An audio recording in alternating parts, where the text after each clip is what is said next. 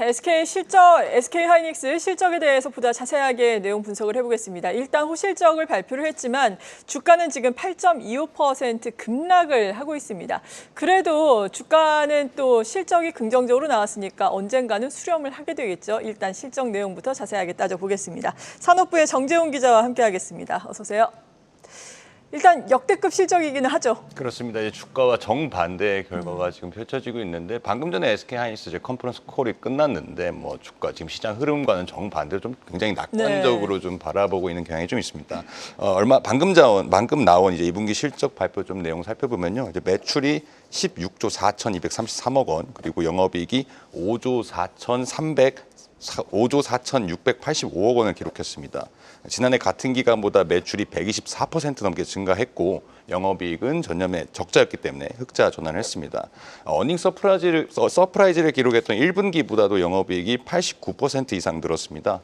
HBM 효과로 증권가에서 영업이익을 최대 6조 원 이상으로 내다보기도 했었는데 그렇죠. 거기에는 미치지는 못했지만 호실적을 달성했다는 평가입니다. SK 하이닉스가 지난 2018년도에 이제 반도체 슈퍼사이클, 우리 슈퍼호황기가 한번 있었잖아요.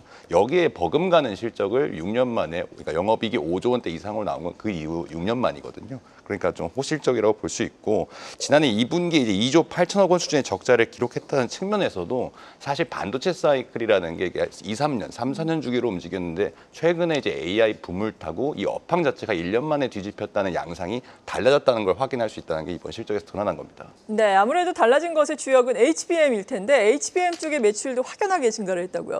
그렇습니다. 이제 SK 하이닉스가 오늘 실적 발표를 통해서 2분기 HBM 매출이 지난해 비해서 250% 이상 늘었다고 밝혔습니다. 2분기 매출이 16조 4천억 원대인데 여기서 이제 D램 매출 비중이 66%이고 낸드 플래시가 31% 정도입니다. 그러니까 HBM이 이제 D램을 쌓아가지고 만드는 AI 메모리잖아요. 그러니까 D램이 이제 수요가 급격하게 늘어났다는 건데 2분기 이 비중대로만 계산해 보면 D램 매출이 10조 원 이상을 기록했다는 말이 됩니다. 지난해 D램 내 이제 HBM 매출 비중이 5% 정도밖에 되지 않았었거든요. 현재는 이제 올해 전체적으로 20%대까지 올라올 것으로 파악이 됩니다. 이게 시장에서는 2분기에 이 계산식대로 한다면 HBM 매출만 한 2조 원 정도 나왔을 것으로 내다보고 있습니다. SK 하이닉스가 현재 주력으로 공급하고 있는 HBM3 이 8단 제품과 더불어서 3분기 안에 이제 12단 제품을 양산을 하고 엔비디아의 공급은 4분기에 한다고 좀 밝혔습니다. 그러니까 올해 안에 엔비디아의 HBM3 이 12단 제품이 들어간다라고 오늘 새롭게 공개가 된 거고요.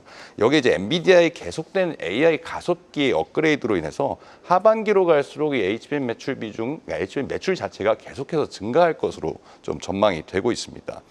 이에 올해 SK 하이닉스의 HBM 연매출만 10조 원 이상 나올 거라는 예측도 좀 낙관적이긴 하지만 나오고 있는데 SK 하이닉스가 방금 전 컨퍼런스 콜에서 전년 대비해서 연매출이 HBM에서 300% 이상 증가할 것이라고 내다봤습니다. 네, 관건은 지금 언급해 주신 HBM과 관련된 SK 하이닉스의 주도권이 언제까지 이어질 것인가 여부가 될 겁니다. 삼성전자 같은 경우에는 HBM3 퀄 테스트를 통과했다라는 소식이 얼마 전에 전해지기도 했었고 HBM3E와 관련해서 8단은 지금 마이크론도 하고 있는 상황이고 관건은 말씀하신 것처럼 HBM3 12단 올해 하반기 또 양산 가능성 지금 컨퍼런스 콜을 통해서 확인을 해줬고 HBM 또 4와 관련해서도 12단 내년에도 괜찮을 것이다 이런 얘기들 나오고 있는데 정리를 좀 해주시죠. 그렇습니다. 이제 이게 다 왜 그러냐면 엔비디아가 AI 가속기를 너무 빠르게 업그레이드 시키고 있기 때문입니다. 사실은 지금 올해가 24년도인데 26년도 제품까지 로드맵이 나와 있습니다. 실제로 이제 젠슨 황 엔비디아 CEO를 접촉했던 좀 반도체 고위 관계자들의 말을 좀 빌려보면 젠슨 황 CEO의 이 기술 업그레이드에 모든 역량을 집중하겠다는 분위기가 매우 강하다고 전해 주기도 했는데요. 그 말은 즉 이제 AI 가속기에 필요한 HBM 수요도 꾸준히 증가를 한다라고 볼 수 있는 겁니다. 엔비디아가 내년에 이제 블랙웰 울트라의 HBM3 12단 제품을 8개를 넣습니다. 또 26년에 출시되는 여기까지 이제 공개가 돼 있는데 루빈이라는 제품이 또 나오는데 HBM4 요거는 이제 내년에 우리 반도체 업계에서 좀 양산을 기술 개발을 완료하려고 네. 준비하는 제품인데 이게 루빈에는 8개, 울트라 제품에 12개 뭐 이렇게 탑재가 되는데요.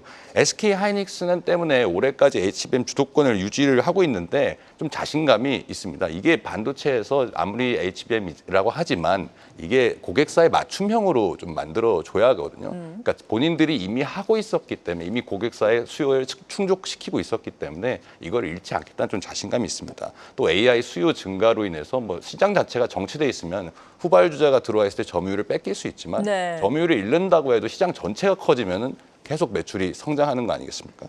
이런 식으로 SK 하이닉스의 HBM 주도권은 일단 올해까지는 유지가 되고 내년에도 자신감을 갖고 있다 이렇게 볼 수가 있는데요. 오늘 이제 실적 컨퍼런스 콜에서 또 새로운 얘기가 뭐냐면 HBM 출하량 가운데 올해 3분기에 이제 절반 이상, 그러니까 HBM 전체에서 절반 이상이 HBM3 제품이 될 것이다라고 좀 내다봤고요. 또 내년 상반기에는 다시 HBM3 12단 제품이 또 매출 비중에서 절반 이상을 넘어갈 거다. 그 앵커가 말씀하신 것처럼 내년 하반기에 HBM4 이제 12단 제품부터 네. 출하를 시작하고 이건 이제 16단까지 쌓을 계획을 갖고 있습니다. 예. 그렇기 때문에 점점 단수가 올라간다라고 볼 수 있는데요.